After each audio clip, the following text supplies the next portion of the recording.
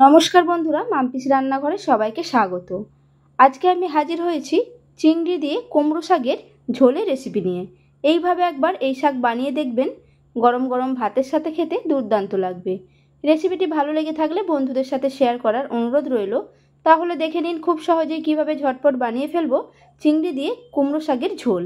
এটা বানানোর জন্য সবার প্রথমে আমি নিয়েছি 200 গ্রাম চিংড়ি মাছ, আর নিয়েছি একটা বড় সাইজের আলু, একটা মিডিয়াম সাইজের বেগুন, একটা মিডিয়াম সাইজের ঝিঙে। এগুলোকে আমি কেটে নিয়েছি। দুটো কাঁচা লঙ্কা নিয়েছি, ঝালটা যদি আপনাদের বেশি লাগে কাঁচা লঙ্কার পরিমাণটা বাড়িয়ে দেবেন। আর নিয়েছি কুমড়ো শাকের ডাঁটা।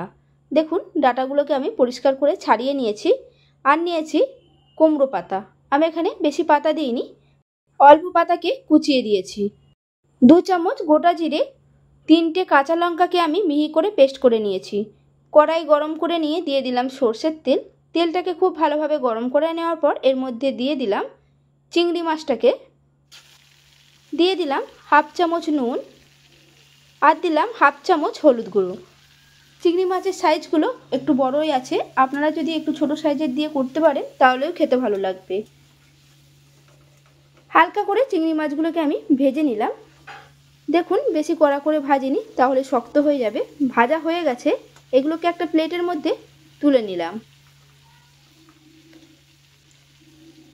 ওই তেলেই দিয়ে দিলাম সর্ষের তেল, আরও বেশ কিছুটা। তেলটাকে আবারও গরম করে নেওয়ার পর এর মধ্যে দিয়ে দিলাম 1/2 চামচ 5 ফোড়ন, আর দিলাম 2টো শুকনো লঙ্কা। ফোড়নটাকে নেড়ে নিলাম 15 থেকে 20 সেকেন্ডের জন্য। দিয়ে দিলাম কেটে রাখা আলু। এরপর এই আলুটাকে 4 থেকে 5 মিনিট সময় ধরে ভেজে নেব। যখন দেখবেন ভাজতে ভাজতে আলুর কালার চেঞ্জ হয়ে গেছে, তাহলে ভাববেন আলুটা ভাজা হয়ে গেছে। দিয়ে দিলাম কেটে রাখা ঝিঙে আর বেগুনটা, আর দিলাম কেটে রাখা কুমড়োর ডাঁটা। সব কিছু খুব ভালোভাবে মিশিয়ে নেব।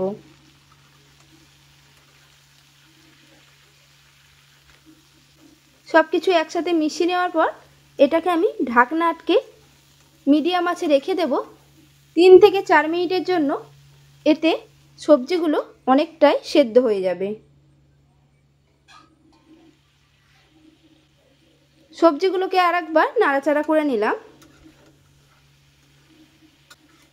সবজিগুলো ভাজা হয়ে গেছে, এর মধ্যে দিয়ে দিলাম কেটে রাখা কুমড়ো পাতাগুলো। কুমড়ো পাতাটা দিয়েও সবজির সাথে খুব ভালোভাবে মিশিয়ে নেব। মেশানো হয়ে গেছে, আবারও ঢাকনা আটকে দেব 3 মিনিটের জন্য। এতে শাকটা নরম হয়ে যাবে। দেখুন শাকটা প্রায় অনেকটাই নরম হয়ে গেছে। 2 মিনিটের মতো নাড়াচাড়া করে নিলাম। দিয়ে দিলাম পেস্ট করে রাখা জিরে আর কাঁচা লঙ্কা, আর দিলাম 2টো কাঁচা লঙ্কা, 1/2 চামচ হলুদ গুঁড়ো। মশলাটাকে এরপর খুব ভালোভাবে কষিয়ে নিতে হবে। প্রায় 4 থেকে 5 মিনিট সময় ধরে আমি মশলাটাকে কষিয়ে নিচ্ছি।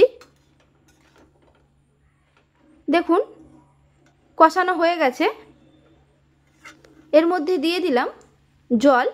আমি এখানে একটু ঝোল ঝোল করব, তাই জলের পরিমাণটা বেশিই দিচ্ছি।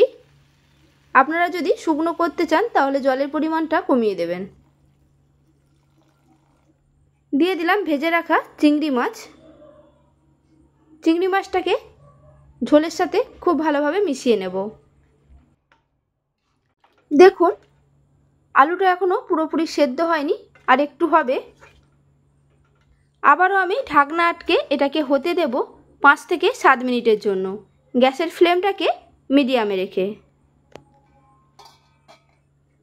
7 মিনিট পর ঢাকনাটাকে আমি খুলে নিচ্ছি। দেখুন ঝোলটা অনেকটাই শুকিয়ে গেছে, তাও ঝোল রয়েছে। এই সময় নুনটাকে একবার চেক করে নেবেন, যদি নুনের প্রয়োজন হয় তাহলে দিয়ে দেবেন। আমি আগে নুন দিইনি, তাই আমি এখন দেব নুনটা। দিয়ে দিলাম স্বাদ মতো নুন। 1/2 চামচ চিনি দিলাম। চিনিটা অবশ্যই দেবেন, এতে খেতে ভালো লাগবে। সব কিছু একসাথে মিশিয়ে নিলাম। এই রান্নাটা ঢাকা দিয়ে অল্প আঁচে রান্না করলে খেতে দারুণ লাগে। আবারও ঢাকনা আটকে রেখে দেব 2 মিনিটের জন্য। 2 মিনিট পর ঢাকনাটাকে আমি খুলে নিলাম। রেডি হয়ে গেল আমার আজকের রেসিপি চিংড়ি দিয়ে কুমড়ো শাকের ঝোল। রেসিপিটি আপনাদের কাছে কেমন লাগলো অবশ্যই কমেন্টে জানাবেন। যদি ভালো লেগে থাকে একটা লাইক করে দেবেন, বন্ধুদের সাথে শেয়ার করে দেবেন, আর নতুন বন্ধু হয়ে থাকলে আমার চ্যানেলটিকে সাবস্ক্রাইব করার অনুরোধ রইল পাশে থাকা বেল আইকন সমেত। তাহলে আমি যখনই কোনো নিত্য নতুন রান্নার ভিডিও আপলোড করব সবার প্রথমে আপনাদের কাছে নোটিফিকেশান চলে যাবে। সুস্থ থাকবেন, ভালো থাকবেন, ধন্যবাদ।